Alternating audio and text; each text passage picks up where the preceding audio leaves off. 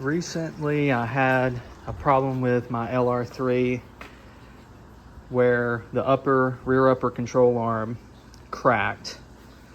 It came from a rusty, salty part of the country.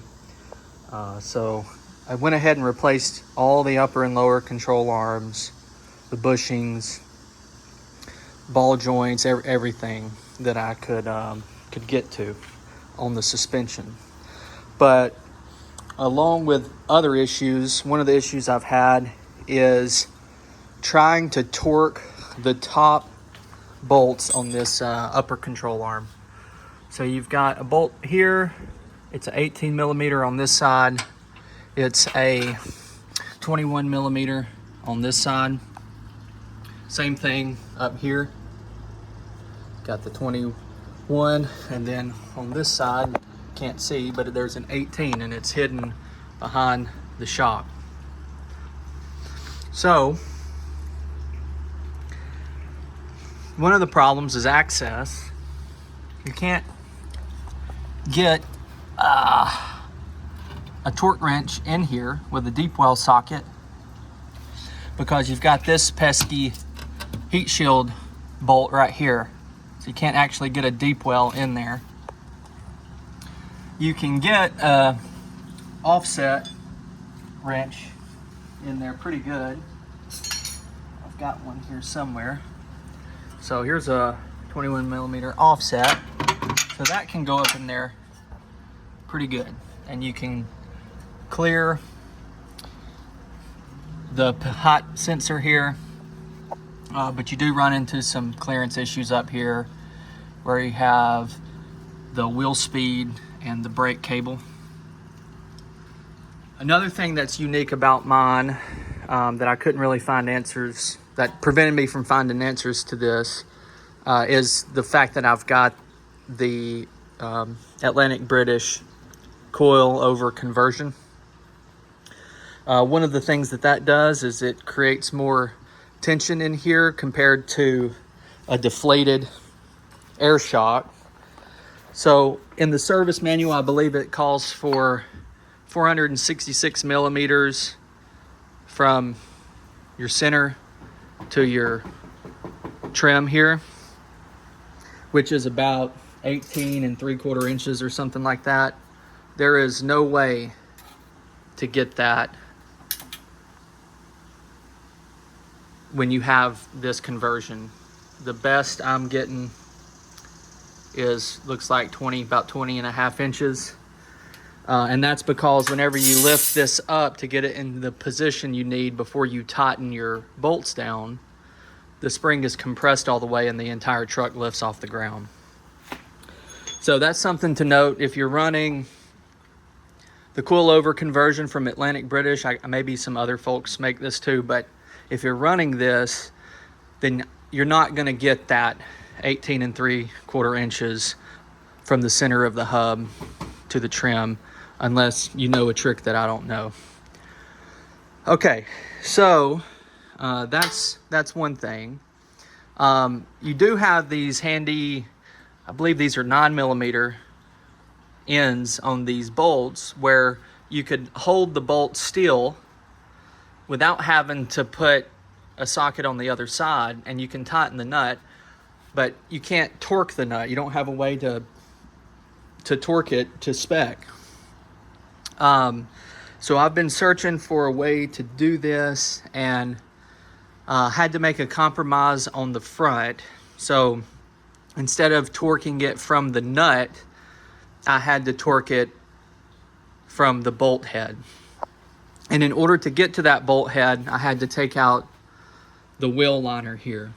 So there are a few clips and some screws that hold that wheel liner on, but once you get it off, you can reach that 18 millimeter bolt. And the way that I've done it is with about 6.5 inches of extension plus a deep well socket. That's a total of 9 inches there. And with that, you're able to get behind your shock and make a contact with that 18 millimeter bolt head. Then you can use that offset wrench to hold this side in place while you use your torque wrench to torque the bolt side.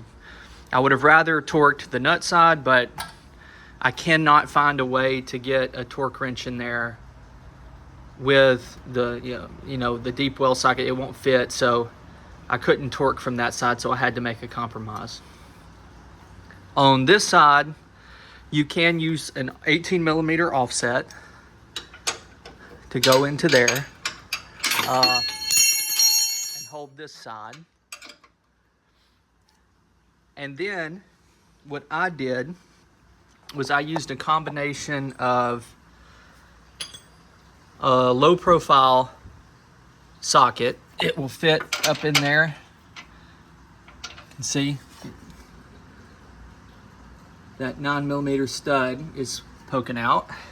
The reason I had to do that is because I didn't have a 21mm one of these. So this is a ratchet extension. This is a 7/8. The cool thing about these low profile impact sockets is that this side is a 7/8. So I had this, and so that can go onto there like so. And then you can get your torque wrench into this position. Now, what happens with this though is whenever you have this on here,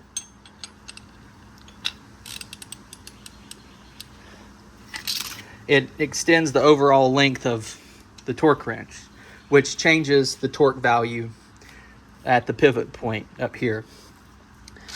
Quick calculation to figure out what you need to set the wrench at to ensure you're getting the correct torque spec at the extended point is here. So those upper control arm bolts are supposed to be 129 foot-pounds. So I just rounded up to 130 foot-pounds. If you take the center of your drive point, you measure from the center of your drive point, it's about right there, down to the center of your handle. Mine's about 19 3/4.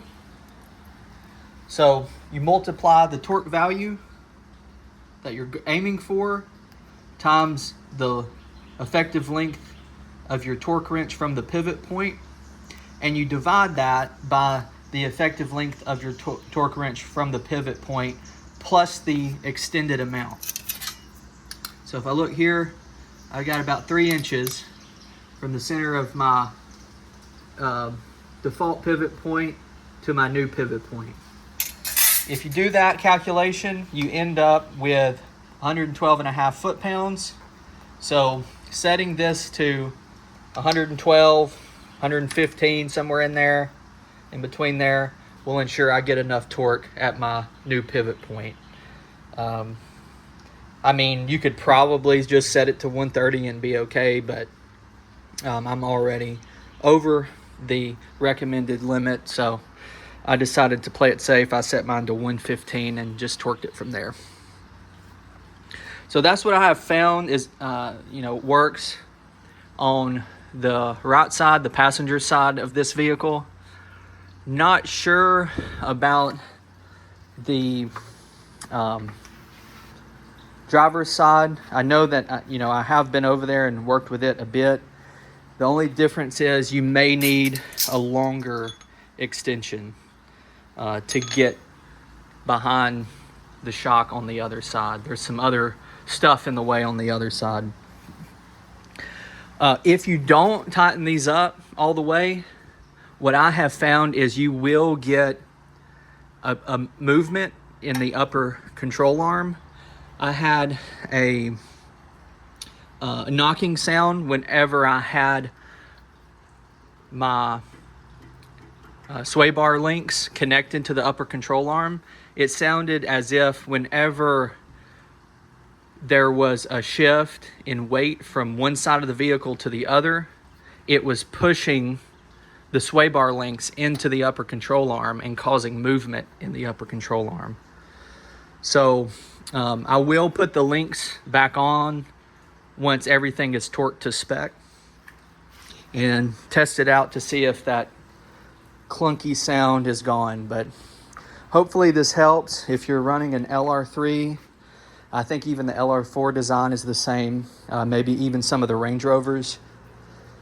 If you're having, if you've got ones with this converted shock system, hopefully this helps. You can't get the proper distance from here, and you have to finagle different types of tools and do some calculations to get your torque specs correct for the top bolts, but it is possible. All right, thanks. See ya. Hope it helps.